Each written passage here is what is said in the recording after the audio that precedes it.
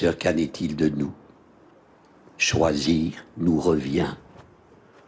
Personne n'est condamné à vivre dans l'obscurité. Dieu n'est pas responsable de ce qui, du fait de notre attrait pour elle, fait le malheur du monde. Nous sommes seuls responsables. Le choix relève de notre liberté, de notre discernement. Il est éclairé par et dans la prière. Prier, c'est remémorer la parole de Dieu qui est vérité et lumière, exempte de toute fausseté.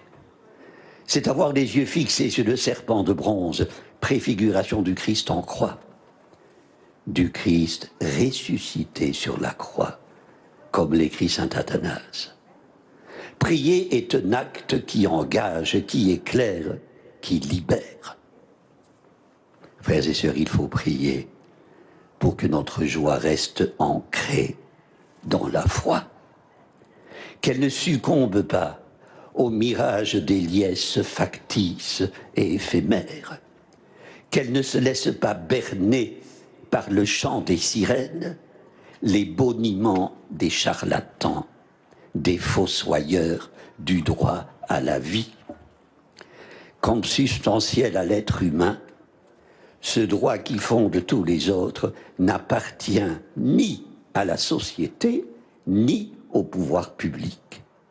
Il ne relève ni du magistrat, ni du législateur, ni du politicien, ni surtout pas de l'opinion publique.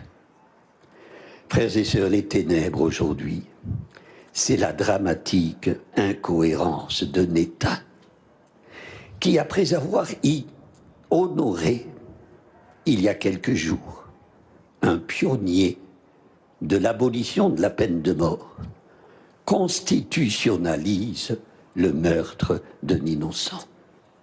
Au nom de la liberté individuelle et du progrès, avec qui plus est des accents triomphalistes. Rachel pleurera encore sur ses enfants morts.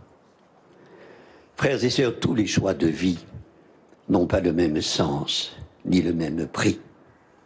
Chez les chrétiens, ils s'inscrivent tant bien que mal dans leur relation avec Dieu. Nos contemporains, nos frères et sœurs, s'égarent. IVG, le sigle fait écran à l'horreur de la chose. Il embaume le drame de l'avortement, le rend tabou. En plus, il empaume au nom des Lumières.